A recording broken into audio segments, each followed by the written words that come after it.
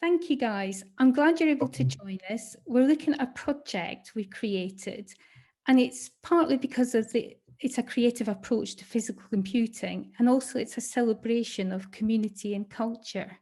So next slide. There are three of us presenting. I'm Margaret, and I'm delighted to be joined by Susan and Max. In this session, we're going to describe the Stitch in Time project that we're running at Warwick University. And I'm delighted about the international collaboration with Susan in New York and Max in Nairobi. So as you can see on the screen, this project uses Turtlestitch. It's programmatic embroidery, creating physical products. You can see the code, it's controlling the movement of the turtle to draw the pattern. I wonder how many people have already seen what's a Turtlestitch in this conference, but just in case there's a few people avoided it. So these patterns are stitched by an embroidery machine. It's a great development environment for young people. It's very supportive of debugging. You can separate that code into component pieces and run them to find problems with logic, figure out how things work. So young people really get a lot out of the environment. Also, it's worth saying that tomorrow we've got a Birds of a Feather session. So if you'd like to meet other members of the community, do come and join us. Next slide. I'd like to highlight the value of Turtlestitch. Andrea did this very, very nicely in her keynote session. But for working with young people, there's a lot of value in this. In my job, I coordinate outreach activities for WMG at the University of Warwick. And in that, we work with schools and local communities. We use Turtlestitch to introduce physical computing. You'd normally think about robots or sensors when I say physical computing, but Turtlestitch is very creative in this area, and it crosses boundaries into textiles. And it's really appealing to lots of different people. They get engaged. So on the screen here, you can see some of the things young people have made. Coasters, we seem to do a lot of coasters, finger puppets. We've got a Create a Critter workshop that's very popular. But you can also punch holes in paper to create patterns. So you can create things like lamp panels, as you can see them on the slide. So another value of Turtlestitch is to understand how products are manufactured. It is a short path from design through to production. It shows how designs can be created digitally, but may not be able to be manufactured. You can destroy fabric if you put too many stitches in the same area. This is true for all products. We can design lots of things in CAD that we just can't manufacture in practice. Okay, Stitch in Time. Next slide, Susan, thank you. Okay, so this project came about because Coventry is the UK City of Culture in 2021, and that's where Warwick University is based. Through this project, we're working with primary school children aged 9 to 11.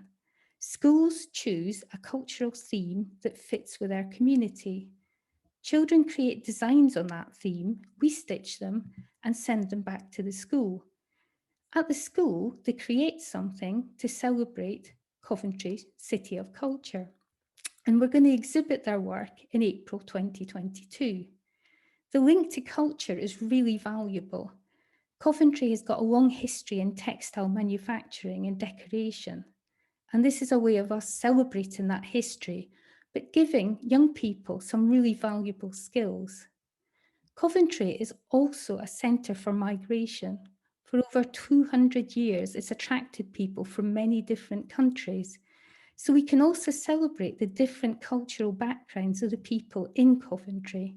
And we'd love to do this with people from other locations too. So I'm going to hand over to Susan and Max because they've got a fantastic collaboration going on as part of this project. So thank you, Susan. Okay, now I have to unmute too.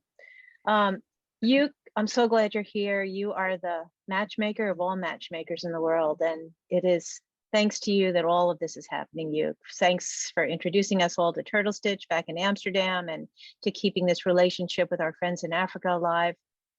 Thank you. But this was an opportunity for Max and I to reconnect, and thank you, Margaret, for inviting us in.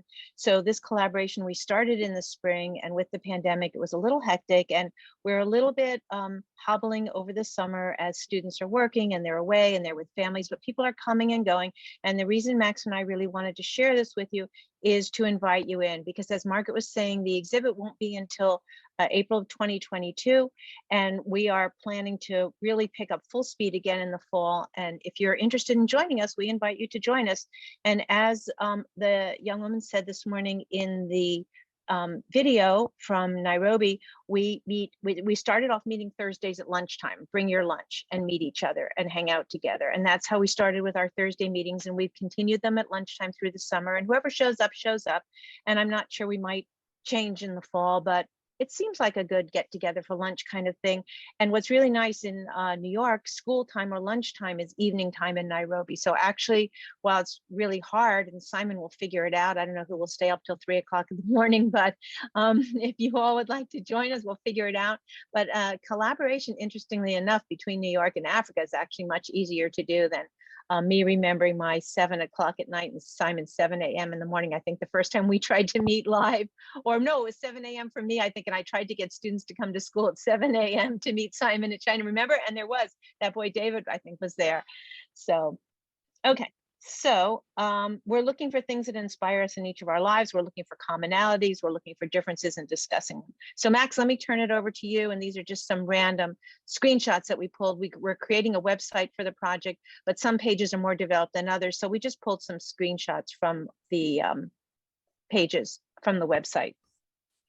Sorry to interrupt. We have 10 minutes left. Perfect. So Max, you want to take it away here? Yep, thanks, Suzanne. So from our end, Nairobi, as you can see in the slide, a lot of the inspiration that we got came from the more cultural side of Kenya, let's say. So we had a lot of stuff from the different tribes. As you can see there on the top left, we have kind of a tribal necklace made out of beads. And this is stuff that they do, that we create locally through colored beads. So we'd color the beads and kind of stitch them together. The next one is a lesso, or a kind of cloth that's worn around in the house. And you can see some of the cultural designs there. The one on the complete left is a starfish, which was actually, I'm the one who took that photo, but it was from our beach called Mombasa. And it was one of the things that inspired some of the designs. To the bottom on the complete left, we have kind of a basket, which is a traditional basket made to keep things in the house. Next, we have the compass, which was by one of our students here in Nairobi, and he was inspired by directions and the compass essentially, and he did designs around that, which was pretty interesting how it turned out in the end. Next, we have the, I would say one of a cultural drawing, but it's designed with, how would I describe that? Some threads that are kind of similar to what we have on the beaded necklace, but this time kind of around one of the local paintings that we have. And then the last one is a flower, which is one of the things that inspired one of our students. Yep, next slide. So these are some of the things inspiring in New York City. And one of the things that we're finding the same and different is there are different tribes in Africa. And in New York City, my students come from many, many different backgrounds. So you see here just a combination of a reflection of the geometric patterns they see in their lives, the flowers they go around the city and find and out of the city, and some of the things they found around their homes that reflect their cultural backgrounds in terms of textiles. Max, I'll turn it back to you. Yes. So what we did was the thing that guided us was we wanted to use coding to interpret and express what inspires us. So one of the goals was to find things that interest us visually. So the idea of going around, taking different photos and finding things that interest us. we would then pick one of the images or one of the things that inspired us and explore that idea and try to interpret it. And then we would start to code it. And so everyone of the team would kind of take the design that inspired them and try to translate that into a coded design in Turtlestitch. And then the last thing that we did was together kind of debug each other's code to try and troubleshoot. If anyone was stuck, we would help them get them unstuck. And this is where the real collaboration really happened. I think when people got stuck, it was a lot of fun to help them get kind of unstuck. This particular one, I think I can explain the one on the top right, which was inspired by the beaded necklace, the traditional beaded necklace, which you saw earlier. And it translated into a series of triangles, which I remember this was Brenda that translated this, and she did such great work. So that's the design. I'll hand it over back to you, Susan. Sorry Okay, to so interrupt this again. was, yeah. We have 5 minutes left. Perfect. I think we have one more slide. So this is a student of mine in New York who loves flowers and has been taking flowers. And we shared this picture because she interprets the flower and then she looks at the code and says, well, I know it didn't really finish. And then she fixes the code so it finishes. And then she says, but I really like the way it looks better when it doesn't finish. And so we've been going back and forth a bit about the aesthetic of the design and what are you looking for. And then this one, we definitely want to shout out to Cynthia for, Cynthia, a whole next session was spent discussing your feedback on this compass and this shape, moving from turtle geometry back and forth between trig and this shape. Max, do you want to say something about this shape? Yeah, so that was the compass shape that was translated into triangles. And I remember this was one of the interesting ones to debug because when we showed Cynthia this design, she noticed that we were using actual trigonometry to create the triangles, and then she ended up interpreting it in a more abstract way, where we would set up the logic, and the logic would automatically create the triangles. So that was an interesting lesson there. Yeah.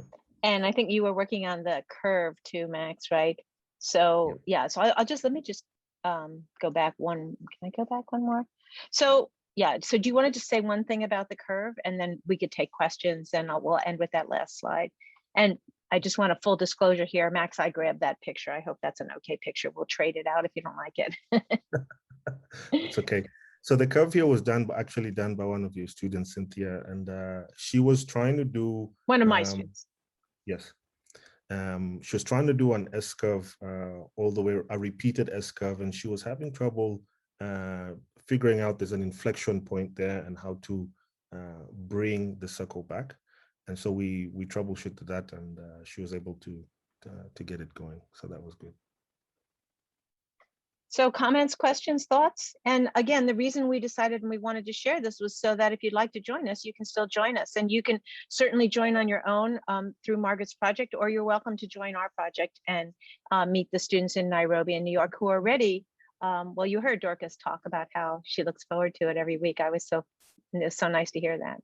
My students too. That was lovely, that talk there. I really enjoyed her talk. So thoughts, comments, can you join us?